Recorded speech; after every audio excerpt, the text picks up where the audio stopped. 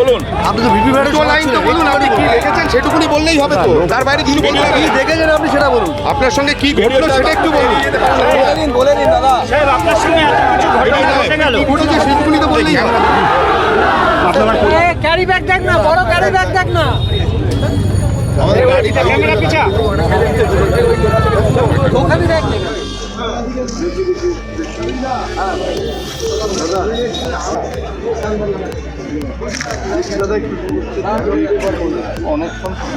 বলুন, আপনি তো ভিভিপ্যাটের লাইন তো বলুন, আপনি কি দেখেছেন সেটুকুনি বললেই হবে তো, তার বাইরে কিছু বলতে হবে। কি দেখেছেন আপনি সেটা বলুন, আপনার সঙ্গে কি ঘটলো সেটা একটু বলুন। বলে দিন দাদা সাহেব, আপনার সঙ্গে এত কিছু ঘটেছে সেটুকুনি তো বললেই হবে। এটা পুরোপুরি কনস্পিরেসি আছে ইলেকশন প্রসেসটাকে, রেজাল্ট প্রসেসটাকে হেল্প আপ করার জন্য। এ যে বিধানসভা 107-29 নম্বর বুথের আছে, ওখানে ভোটের সময় মানে যখন গুনতি হবে তখন বলা হবে এইটা ভিভিপ্যাট চেক হোক। ভিভিপ্যাট চেক করার নামে যখন ভিভিপ্যাটে পেপার পাওয়া যাবে না, তখন কিন্তু বলা হবে কি এই রেজাল্টটাকে হেল্প আপ করা হোক, হোল্ড করা হোক। এই জন্যে এই চক্রান্ত আছে। এটা শুধু এখানে না, এটা সব জায়গায় এই চক্রান্তটা করা হবে। এখানে ধরা পড়েছে এটা। আর তৃণমূলের প্রার্থী দাবি করছে যে বিজেপি তৃণমূলকে হারানোর জন্য এই ধরনের চক্রান্ত করে গেছে। আচ্ছা, বিজেপি হারানোর এখানে তো সব থেকে বেশি বিজেপির 80% বিজেপি আছে, তো তৃণমূলের চক্রান্ত, বিজেপির চক্রান্ত। পুলিশ কিছু তুলে নিয়ে চলে গেছে সিভিল ড্রেসে।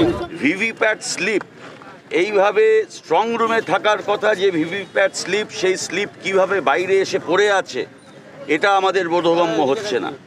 ভিভিপ্যাট স্লিপ বাইরে চলে আসা মানেই হচ্ছে ইভিএম ট্যাম্পারিংও হয়ে আছে, ইভিএম সরেছে, ভিভিপ্যাটের যে বাক্স সেগুলো সরেছে। না হলে এইভাবে ভিভিপ্যাট স্লিপ থাকতে পারে না। কাজেই গোটা যে নির্বাচন প্রক্রিয়া, এই আপনারা বলতে পারেন নোয়াপাড়া শুধু নয়, আমি ব্যারাকপুর কেন্দ্রের প্রার্থী সিপিআইএমের, গোটা নির্বাচন প্রক্রিয়া নিয়ে এখন আমাদের সন্দেহ তৈরি হয়ে যাচ্ছে। যেভাবে এইভাবে রাস্তার ধারে যদি ভিভিপ্যাট স্লিপ পাওয়া যায়, এটা পরিষ্কারভাবে ইভিএম ট্যাম্পারিংয়ের একটা ইস্যু, ভয়ঙ্কর ইস্যু। এটা নিয়ে নির্বাচন কমিশনের অবিলম্বে ব্যবস্থা নেওয়া উচিত। এবং আমি মনে করি, এর আগে আমি এসেছি, এখানে কিছু এখানে ভিভিপ্যাট স্লিপ সরানো হয়েছে, যা দেখেছি এর অধিকাংশই হচ্ছে 3 নম্বর গার্গী চ্যাটার্জির পক্ষে ছিল। এখন কিছু সরিয়ে ফেলা হয়েছে, কিন্তু অধিকাংশই গার্গী চ্যাটার্জির পক্ষে স্লিপ ছিল।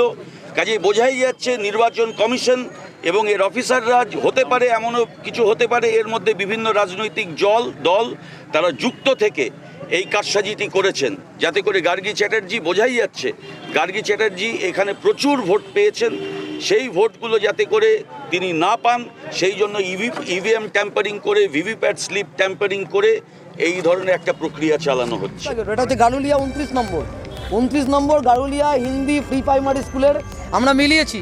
ওই দিনে ভোটের দিনের ভিভিপ্যাট কি করে এলো? আর এই অপদার্থ আর ওকে ফোন করেছিলাম, আরও বলছে যে আমি কিছু জানি না।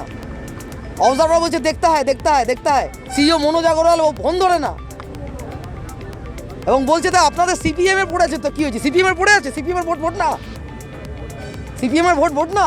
এটা আপনাকে কে বলেছে? হ্যাঁ বলছে, ইলেকশন ডিপার্টমেন্ট থেকে বলছে মন্তব্য।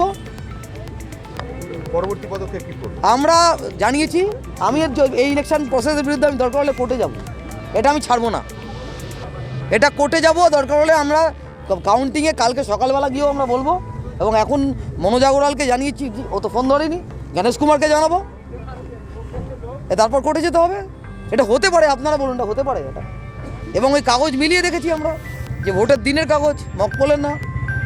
ভোট আমাদের সাংবিধানিক অধিকার, সেই সাংবিধানিক অধিকার নির্বাচন কমিশন তা আজ প্রহসনে পরিণত হয়েছে। এর থেকে প্রমাণিত যে সংবিধান আমাকে যে গণতন্ত্র দিচ্ছে, সেই গণতন্ত্রের যে ভোটাধিকার অধিকার, সেই ভোটের অধিকার আজকে বাথরুমের কোনায় পড়ে রয়েছে।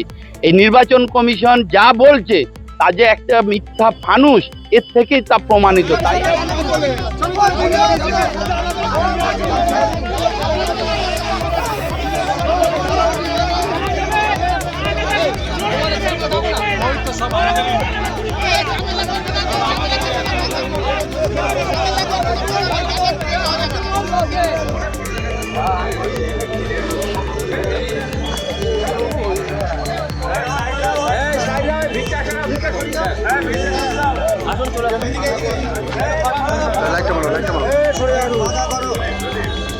এগুলো ওনাকে একটু দেখতে দাও।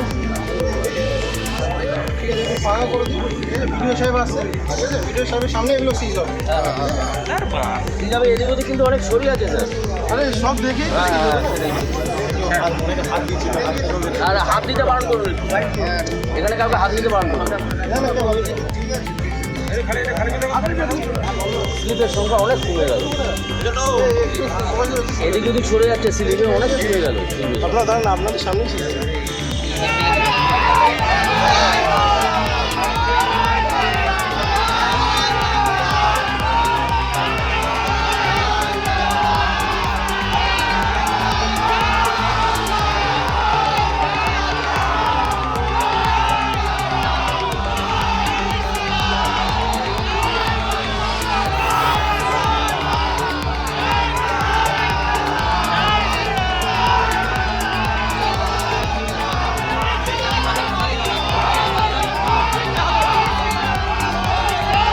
আমাদের ভিডিও ভালো লাগলে লাইক এবং শেয়ার করুন।